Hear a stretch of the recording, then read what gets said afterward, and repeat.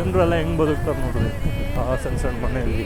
ನಮಗಿವಾಗ ಎಷ್ಟಿದ್ರೂ ನಮಗೆ ನೆಮ್ಮದಿ ಇಲ್ಲ, ತೃಪ್ತಿ ಇಲ್ಲ, ಬದುಕೋಕ್ಕೆಲ್ಲ ಇದೆ ಆದರೂ ಇಲ್ಲ ಅನ್ನಂಗೆ ಆಡ್ತೀವಿ. ಏನೋ ಒಂದು ಅಚ್ಚುಕಟ್ಟ ಒಂದು ಮನೆ ಇದೆ, ಆದರೂ ಕೂಡ ಮನೆ ಬೇಕು ಮನೆ ಕಟ್ಟಬೇಕು, ಸಾಲಾಗೆಲ್ಲ ಮಾಡ್ಕೋಬೇಕು, ಮದುವೆ ಗಿದುವೆಗೆ ಒಳ್ಳೊಳ್ಳೆ ದುಡ್ಡು ಖರ್ಚು ಮಾಡ್ಕೋಬೇಕು, ಮದುವೆ ಆದಮೇಲೆ ಜೀವನ ಪೂರ್ತಿ ಆ EMI ಕಟ್ಕೊಂಡು ಹೋಗಬೇಕು. ಸೊಸೈಟಿ ಹೆಂಗೆ ಸೆಟ್ ಆಗಿಬಿಟ್ಟಿದೆ ಅಂದರೆ ಇದು ಕಾಮನ್ ಆಗಿಬಿಟ್ಟಿದೆ.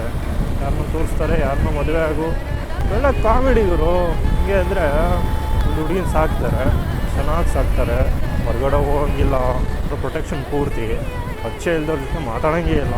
ಆಮೇಲೆ ಇನ್ನೊಂದು 2 ವರ್ಷ 3 ವರ್ಷ ನೋಡಿದ್ಮೇಲೆ ಪರಿಚಯ ಇಲ್ದವ್ರ ಜೊತೆನೇ ಮದುವೆ ಮಾಡ್ಬಿಡ್ತಾರೆ. ಆ ಹುಡುಗಿ ಅವ್ನು ಯಾರೋ ಹೊಸ್ಕೊಂಡು ಕಟ್ಕೊಂಡು ನೋವು ಅನುಭವಿಸ್ಕೊಂಡು ಅಪ್ಪ ಅಮ್ಮ ಚೆನ್ನಾಗಿರಲಿ ಅಂತ ತನ್ನ ಜೀವನ ಹಾಳು ಮಾಡ್ಕೊಂಡು ಹುಡುಗರ್ದು ಹಂಗಲ್ಲ ಗುರು. ಹುಡುಗರ್ದು ಇನ್ನೊಂಥರ ಅವ್ರು ಓದಿ ಕೆಲಸ ತೊಗೊಂಡು ಇಲ್ಲ ಸ್ಯಾಲ್ರಿ ತೊಗೊಂಡು ಇದ್ರೆ ಅಷ್ಟೇ ನಿಮಗೆ ವ್ಯಾಲ್ಯೂ ಇಲ್ಲ ಅಂತ ಇಲ್ಲ. ನಿಮ್ಮ ಅಪ್ಪ ಅಮ್ಮ ಮಾಡಿಟ್ಟಿರ್ಬೇಕು, ನಿಮ್ಮ ಅಜ್ಜ ಅಜ್ಜಿ ಮಾಡಿಟ್ಟಿರ್ಬೇಕು, ಕುತ್ಕೊಂಡು ತಿನ್ಬೇಕು. ಸೊ ಡಿಪೆಂಡ್ಸ್, ಏನು ಮಾಡೋಕ್ಕಾಗಲ್ಲ ಬಾಯ್ಸ್. ಲೈಫ್ ಅಂದರೆ ಅನ್ಎಕ್ಸ್ಪೆಕ್ಟೆಡು, ರ್ಯಾಂಡಮ್ ಅಷ್ಟೇ. ಅದು ಹೆಂಗೆ ಬರುತ್ತೋ ಅದು ನೀನು ನಂಗೆ ತೊಗೊಂಡು ಹೋಗಬೇಕು. ಅದನ್ನು ಬಿಟ್ಬಿಟ್ಟು ಅಂದ್ಕೊಂಡಂಗೆ ಆಗಲಿಲ್ಲ ಅಂತ ಅಳ್ಕೊಂಡು ಕೂತ್ರೆ ಜೀವನ ಭಾಳ ಕಷ್ಟ ಇರುತ್ತೆ.